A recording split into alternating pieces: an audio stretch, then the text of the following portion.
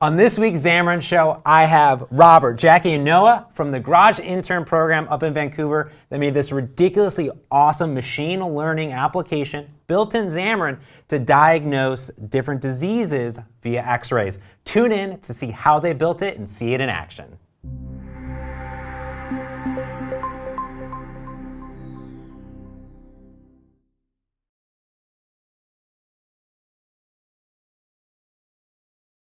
Welcome back, everyone, to the Xamarin Show. I'm your host, James Montemagno, and I'm ridiculously crazy excited to have Robert, Jackie, and Noah all on the show. The first time ever that I've had 3 guests on the show, and these are amazing individuals, amazing interns up in Vancouver at the Garage, who built this ridiculously amazing X-ray, AI, machine learning ridiculousness that blows my mind. They came on to show it off. So before I get started, before we show it off and go into the app, can you guys go and introduce yourself a little bit? I'll go down the line. It's great to meet you, James. My name is Robert. I go to the University of Victoria. I'm studying electrical and computer engineering, and it's been a great pleasure to work on this app. I'm Jackie. I go to Simon Fraser University. I study computer science, and so far this experience has been awesome working on this internship. Hi, I'm Noah. I go to UBC, and I'm in second year studying engineering physics, and it's been amazing working with the Garage and on this project. All right, so first off, how did all of you get to come to the internship program? Like, how did that happen? Well, what happened was 10 different teams across Microsoft. They came and pitched a project to us, and then we decided as a group which projects sounded the most interesting, and the ones that we decided on, we got to pick, and then we formed our teams from there. Okay, so you guys all formed together. Were you guys friends before all joining Microsoft? You guys all went to different schools. We all Yeah. different schools. Yeah. Um, I didn't know anyone at the Garage beforehand, but now we're all really close. Oh, that's awesome. That's really cool. See, Microsoft bringing people together. That's really awesome. So, did you guys get to pick the project then? Yeah, to Right. some extent. We got to vote on which projects we wanted, and then from there, it kind of formed teams. Got it. So, what is this project? I gave the worst probably definition of what it is. So maybe you can kind of tell everyone what the pitch of the application idea was. So this app is a research project into how mobile applications can empower medical professionals. So it consumes an AI model and uses that to give a diagnosis on a chest X-ray and Okay. provide a preliminary diagnosis for the user. Got it. So right now, today, a doctor essentially has to take the X-ray, has to be an expert of running tests, knowing exactly different hotspots, and there's not only problematic there, but it takes time, right? So the idea is someone has an X-ray, so we have an X-ray here, boom, you scan it, and machine learning kicks in, and you know 1,000 different diseases, or 14. Yeah, 14. 14. Yeah. So for each of you, what drove you to pick this project? Like, what interested you about this specifically? For me, it was the possibility to learn about AI and ML, but also about the post-processing that you need to do on the results to actually display it in a usable form for the user. Oh, very cool. Jackie? for me, I previously had a collapsed lung, and what drew me to this project was chest X-rays because I had a chest X-ray every single day for the past 10 days while I was in the hospital. So that's why I chose this project. That was personal then, really. Yeah, it was very personal. That's cool. I always think, like, when I got into just like development, I loved working on things that impacted me on a day-to-day basis. I had a lot of knee surgeries and a lot of skin issues. So, like, I've always been really interested in how can I help that out. So that's really cool to hear, yeah. How about you, Noah? For me, I was really interested in learning about machine learning and AI, kind of similar to Robert. And I thought since this is in kind of the healthcare area, it could be really impactful. And so that kind of drew me towards it. Cool. And then what is the Garage? So people may not know what the Garage is and our internship program. So one of you pitch kind of what it is at a high level? Yeah, so the Garage program, it's a special internship where a group of 25 students get together. There's one project manager intern, and we essentially break off into groups of 6, and we work on a project together. And the project, we get to choose, depending on the sponsors, who will provide some of the ideas that we can work on. Got it. So there was the 3 of you and then a few other people that worked on it. Yes. You want to give some shout outs at all? For sure. So we have our designer, Michaela, and we have 2 other devs, Noah. Sorry. We have 2 other devs, Megan and Brendan, who are away today. Very cool. Yeah, and this app looks absolutely gorgeous. Like, I remember getting on a call with you and the team early on, because some of you had mobile development, some of you were kind of newer to Xamarin because you didn't have any mobile development at all. And when I saw it today, I was just like, this thing is beautiful. Like, I wish I could make something like this. So I'm like, oh my goodness. Okay, so can you talk a little bit about the development side of it? Like, what were some of the struggles? I know each of you worked on a little bit, but maybe you can go through, talk about what you worked on before we show it, and then also your background kind of with Xamarin or just with mobile. So I had a background in Android development, mostly a little bit of iOS development as well. And so kind of one of the main things I worked on was working with the machine learning models. So I worked on converting the model that our sponsor team, the Cloud AI team, they provided us a model, and I worked on converting it to a TensorFlow compatible format and kind of writing some of the code to use that model. Also a lot of the Android UI work. And yeah, some of the biggest challenges were integrating with those machine learning libraries and getting that to work with Xamarin and trying to make the code as reusable as possible, because that's one of the big things Xamarin gives us. Yeah, makes sense. Cool. And for me, I primarily worked on the iOS portion, consuming the core ML model, the offline model, and a heavy work on the UI, some of the animations you're going to see later, as well as App Center to distribute some of the builds and report crash analytics. Oh, cool. So you have like a whole kind of CI/CD DevOps workflow as well. Oh, yeah, for sure. Very cool. All right, how about you? So for me, this was my first time doing mobile application development, which has been quite a learning experience. For me, I worked on the TensorFlow Android and getting that integrated into Xamarin because it's not supported natively. And that was quite an adventure into different forums, but got it working at the end. Nice. And then I worked on some image processing for the post-processing part. Cool. So now that we've talked about it, let's see it. We have it up here on both iOS and Android. So we actually have real devices. And this app is really cool. And it does a lot. So I'll let you guys just walk through it. I don't know who wants to walk through which, but maybe Robert, I guess maybe you can start with the iOS app and kind of walk through what it looks like. So this is running on a simulator on our laptop, and we launch the app. So the user is given 3 different input options. One is the camera, and the other one is import image from the files or the photos. So the camera does work, but we're going to show off from the files for now, because that's probably where the chest X-ray is probably living. So you actually are integrating into the actual document picker APIs, right? So that's correct. It's not just photos, like you're actually going to OneDrive right now. Very so cool. They can access Dropbox, OneDrive, any cloud storage that they have signed in on their device. Yeah, or if they had taken photos previously of the X-ray, boom. Cool. So let's select files, and let's select this example image we have. And here the user can crop the image. They can try to get as close of a crop to the actual chest as possible, and kind of make sure that the distractions along the sides are not distracting the AI model. So in this case, it's already square. We don't need to do that. Let's hit Analyze. And then we're shown the results. Again, the user can pinch and zoom and take a look at the chest X-ray itself. And then we can take a look at the diagnosis and see where the AI model thought the problem was. So they can take a look at any of them, as well as they can see more. So beautiful. And it's see absolutely every single gorgeous. diagnosis, Yeah. as well as toggle all of them. So what just happened when it was actually analyzing? Can you walk through what the application was doing at that point? Because it said analyzing, but I'm assuming that some magical bits of awesomeness kind of are happening at that point.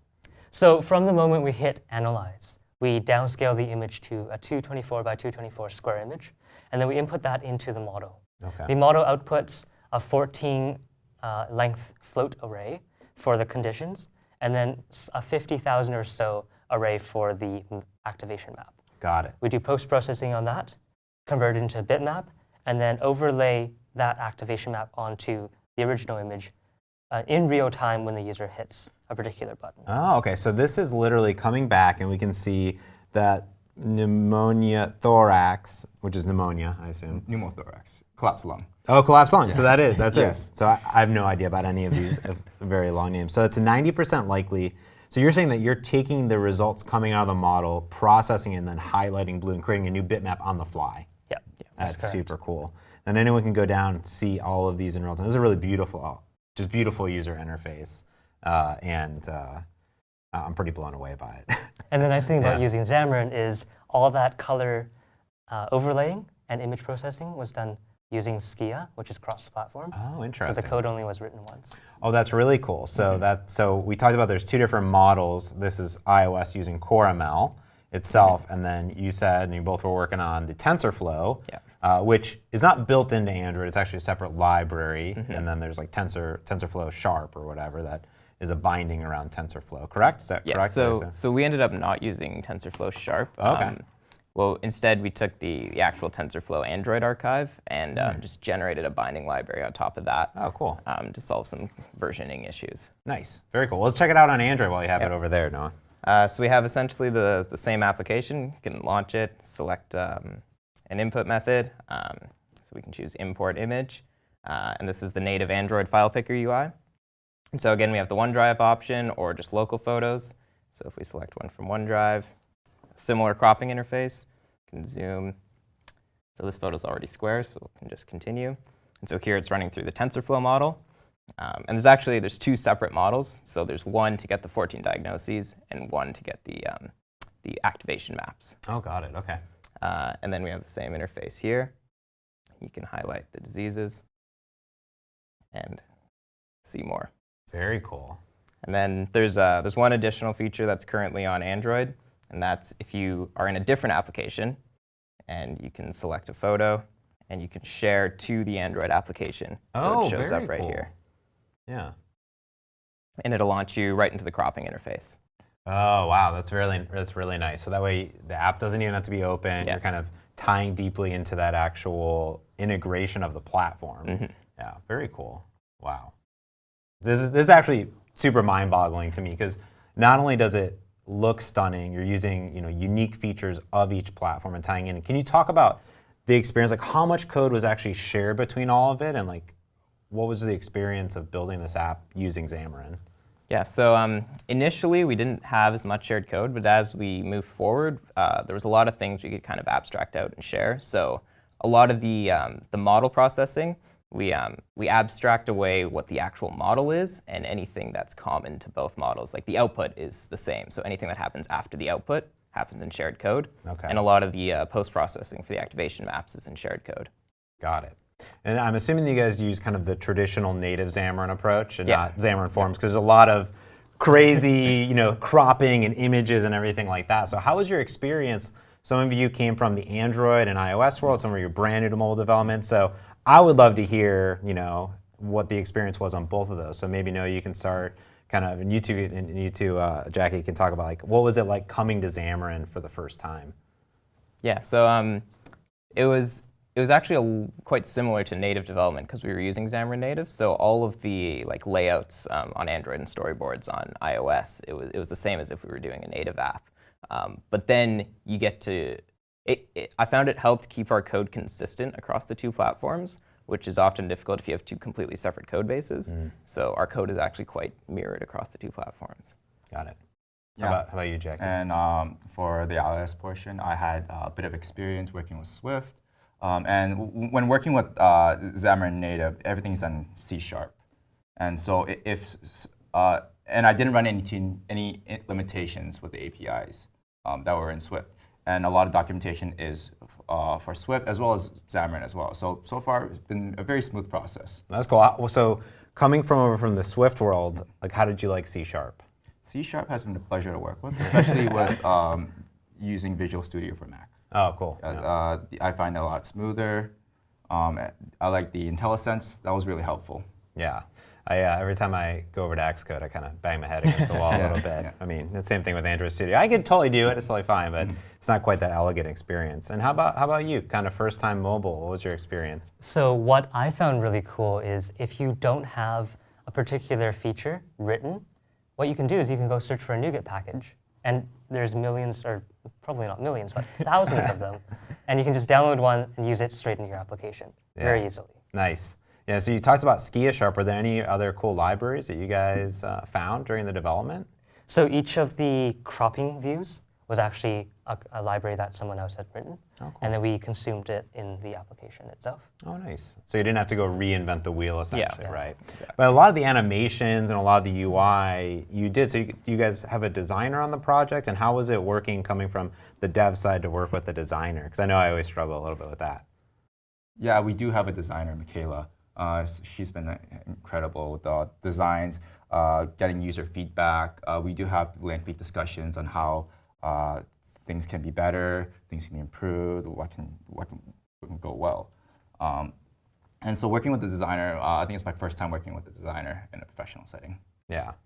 Then it was good. It was great, yeah. I think it's always nice to have a designer because else my apps just look like developer apps, in here. And I think overall, I mean, you guys did a really fantastic job, and Michaela and your designer really did a great job. Because when I look at this, I still note, and I can look at this and say, like, yes, this is an Android app, this is an iOS app, and what were the rationale and reasons to come to Xamarin? Was it the code share? Was it the native integration? Was it because you're interning at Microsoft? Like, what was your guys' motivation there?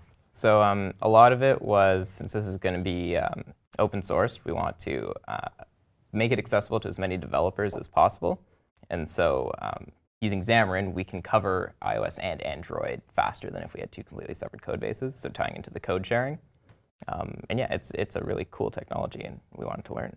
All right, cool. Now, Robert, I'm going to challenge you, even though it may be a little bit glary. Let's try to take a photo. You ready? Good. We tested this earlier, and we swear it works. So let's try it. Okay, so we're going to go back to the home screen, hit camera, and then let's try to align the image. It's actually looking pretty nice. Let's use the photo. So this is where cropping is actually really important, because you need to get rid of all that extra stuff on the edge that might distract the model. And why is that important necessarily? You said distract the model. What does that mean? So the model looks for particular values on the image itself. Okay. And if you have a white or a black on the edges, that would change that particular input to the node, which would propagate all the way through and might change the result. So in fact, being able to kind of tie into the native APIs, get to this cropping is like crazy important for this. Very important, yes. Got it. So in this case, we've got it cropped, and then we're ready to analyze. So run locally again, and then we can see that the results are displayed. And the user can still do the same interactions as before. Very cool. Yeah, so boom. Picking photos, taking photos, cropping. It's really amazing. How long did it take the team to build this? So we started in January, and for the first couple of weeks, we did some training, getting oriented to Microsoft.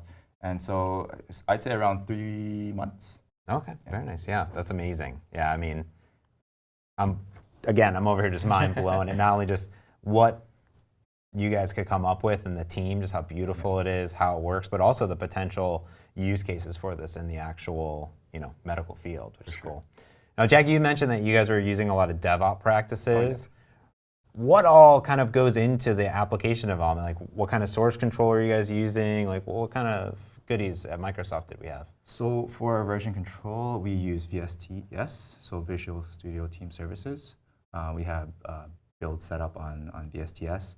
And for distribution, we're using App Center, an evolution of Hockey app. So that lets us distribute our builds to our sponsoring team who wants to test it, or let's say, or executive who wants to demo it on stage. Yeah. So the process has been very seamless, or very easy to integrate. Very cool. Now, with that distribution model, I know that a few people here at Microsoft, what's the feedback been? So not only from the sponsors, but maybe from people that have been seeing it. They've been really impressed, mind blown, with the same reaction that you had on just earlier. Yeah. And everyone here at Microsoft pretty much loving it. I'm not going to say any names, but perhaps some people high up. The highest of up have seen this, perhaps, which is really cool. So how's that kind of experience? Like, this, you come to Microsoft, you're part of this intern program, you make this beautiful app, and then everyone's blown away. Like, what are you guys thinking right now? I for sure was not expecting it to get as much visibility as it ended up getting. I figured, we're just interns and it'll be a small thing. But there's actually the sponsors were really helpful in kind of getting the project visibility to higher ups, and so it was really cool to know that was happening. What about you guys? Anything?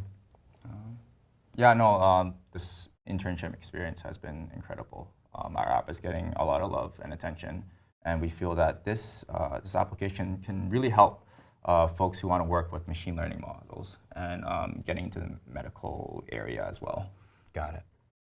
I think that I've learned a lot about mobile development, but also about like Microsoft's dynamic, how you can actually just ask someone for help, like I asked you, and then I got a response within a day or two. It's phenomenal that a company this big can do that. Yeah, it's really cool. I'm always surprised as well, and it was really delightful just when anyone reaches out to me. Whenever anyone is using Xamarin, I'm always trying to be there for them. So it was really cool to see just literally like a month later just what your team had come up with. Is there any code or anything that you guys wanted to show at all, or what do you guys think? Do we have any ready? Sure. Yeah. Okay. Yeah. Let's hop around. What else do we got? You want to drive? Yeah, you drive. So let's open up the project in Visual Studio for Mac. Do you guys primarily use Visual Studio for Mac for all your development? Yeah. Since we're doing an iOS application as well as the Android one, it's quite helpful to have develop on the Macs. Got it. Yeah, I think what would be kind of cool is just kind of see the project structure because of the bindings and everything in there. Yeah. I'd love to see what you guys have in here. So in this case, this is actually not dev. This is my personal branch. But we can see that this is our cross-platform holding area for all our cross-platform code. And then we have Android and iOS builds, as well as testing and UI testing. Oh, you guys did a little bit of user interface testing as well? So that's coming. Got it. So working on that. Yeah, stuff. still working on it. Very cool. And then down here at the bottom is the TensorFlow binding library. Got it. So you brought that in. Yeah. You were able to bring in an existing, was it a jar or AAR file? Yeah, an AAR. Got it. How was that experience? I know it's not always the easiest, but did you think it was cool? Did you think it was, hard, or like what was the throughput with actually getting? That's a big library too, so I'm extremely impressed. So the nice thing about Xamarin is once you figure out how to do it, it was actually just a couple clicks. Oh, that's cool. But it was just getting all the files and getting it all integrated and also knowing that it existed. Got it. Yeah.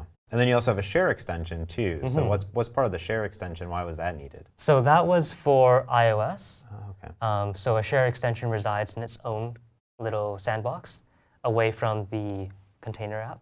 Oh, okay. So that's why you had another project, and that lives under the Pharaoh.ios. Got it. So we have a bulk of share code that's analyzing everything, doing also the Skia Sharp madness and craziness. Yep. Very cool. And then iOS, Android, all your tests. And I like that the TensorFlow is right there. That's really cool. Well, awesome, guys. This has been fantastic. Hats off. I'm blown away. I'm just all smiles. I really appreciate you guys coming on, showing off this application. And what I'll do is I'll put all of the links in the show notes below. So not only to anywhere you can find the actual application, to the Garage program, and anything else that the team shares with me, because this is absolutely amazing. So yeah, thank you guys for coming on. Thank you, James. Thanks for having us. Thanks very much. Awesome. Well, thanks everyone for tuning in. This has been another episode of The Xamarin Show. I'm James Montemagno. Don't forget to subscribe. It's up over there, down over there. Ding that bell, get notifications in your inbox each and every week. And thanks for watching.